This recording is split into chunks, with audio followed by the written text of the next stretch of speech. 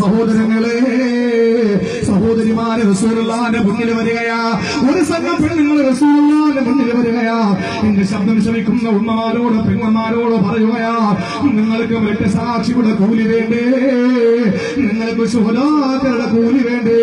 അതിനെന്താണ് വേണ്ടതെന്നറിയോ?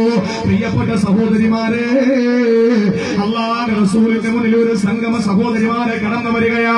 വന്നിട്ട് ചോദിക്കുകയാണ്, നബിയേ നബിയേ ഹാദൽ ജിഹാദ് കതബല്ലാഹു അലൽ റിജാൽ, പുരുഷന്മാരുടെ മേലെ നിർബന്ധമാക്കിയതാണല്ലോ യുദ്ധമെന്ന് പറയുന്നത്. സമാലനാവിന് ദാലിക യാ റസൂലല്ലാഹ്, ഞങ്ങൾക്ക് അധികം ഒന്നുമില്ലേ? ഞങ്ങൾക്ക് ധീരമായി പോരാടുന്ന ഭർത്താക്കന്മാര് അവര് ചെന്നിട്ട് സ്വർഗത്തിന്റെ സുന്ദരമായ പരദീസകളെ കൈയടക്കുമ്പോ, അവര് മരിച്ചിട്ടും മരിക്കാത്തവരെന്ന് പറയുമ്പോ, അവര് സ്വർഗത്തിൽ പോയി മടങ്ങി വരാൻ കൊതിക്കുന്നു എന്ന് പറയുമ്പോ, അല്ലാഹുവിന്റെ നബിയേ ഞങ്ങൾക്കൊന്നുമില്ലേ? ഞങ്ങളല്ലേ അവർക്ക് വെള്ളം ചൂടാക്കി കൊടുക്കുന്ന ഞങ്ങളാ, അവർക്ക് ഭക്ഷണം വിളമ്പി കൊടുക്കുന്ന ഞങ്ങളാ, അവർക്ക് വസ്ത്രം അലക്കി കൊടുക്കുന്ന ഞങ്ങളാ, ജനാഗരത്തിൽ പോകാനുള്ള സർവ്വസന്നാഹങ്ങൾ ഒരുക്കി കൊടുക്കുന്ന ഞങ്ങളാ. പക്ഷെ ഞങ്ങൾക്ക് അതിൽ നിന്ന് ഒന്നുമില്ലേ എന്ന് ചോദിക്കുമ്പോ അല്ലാഹുവിന്റെ റസൂൽ പറഞ്ഞതെന്താണ്? പ്രിയപ്പെട്ടവരെ, റസൂലുള്ള സഹാബത്തുകളായ പെണ്ണുങ്ങളോട് പറഞ്ഞതെന്തെന്നറിയോ?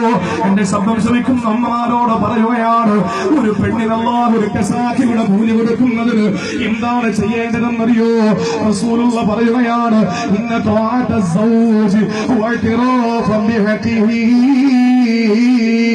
ഒരു പെണ്ണവളുടെ ഭർത്താവിനെ വഴിപ്പെട്ടാൽ, അവളുടെ ഭർത്താവിന് വേണ്ടതൊക്കെ ഭർത്താവിന് ചെയ്തു കൊടുത്ത, ഭർത്താവിന് മാത്രം സ്നേഹിച്ച, ഭർത്താവിന് വേണ്ടി മാത്രം ശരീരം കൊടുത്ത, ഭർത്താവിന് വേണ്ടിയിട്ട് സർവ്വതും അവളെ സമർപ്പിച്ച, സ്വരൂപമല്ലാത്തതെന്ത് എന്റെ ഭർത്താവിന് വേണ്ടി അവളെ ചെയ്തു കൊടുത്ത റസൂലുള്ള പറയുകയാണ്, അവർക്ക് കിട്ടുന്ന പ്രതിഫലം അല്ലാഹുവിന്റെ ദീനിനെ പോരാടി രക്തസാക്ഷികളുടെ കൂലിയാണ്. പെങ്ങളെ, നിങ്ങൾക്ക് അല്ലാഹു തരുന്ന കൂലി എന്താ? ജഅഫർ ഇബ്നു അബീ ത്വാലിബിന്റെ കൂലിയല്ലേ? ബിലാൽ ഇബ്നു റബാഹിന്റെ കൂലിയല്ലേ? അബ്ദുല്ലാഹ് ഇബ്നു ജഹ്ഷിന്റെ കൂലിയല്ലേ?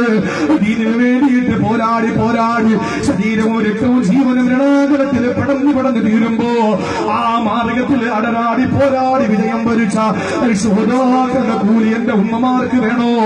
നിങ്ങൾക്ക് അല്ലാഹു തന്ന ഭർത്താക്കന്മാരനുസരിക്കുക, നിങ്ങളുടെ ഭർത്താക്കന്മാരെ നിങ്ങൾ അംഗീകരിക്കുക, നിങ്ങളുടെ ഭർത്താക്കന്മാർക്ക് വേണ്ട സർവ്വതും ചെയ്തു കൊടുക്കുക. ഭർത്താവിനോടുള്ള കടമ എത്രത്തോളം എന്നറിയോ?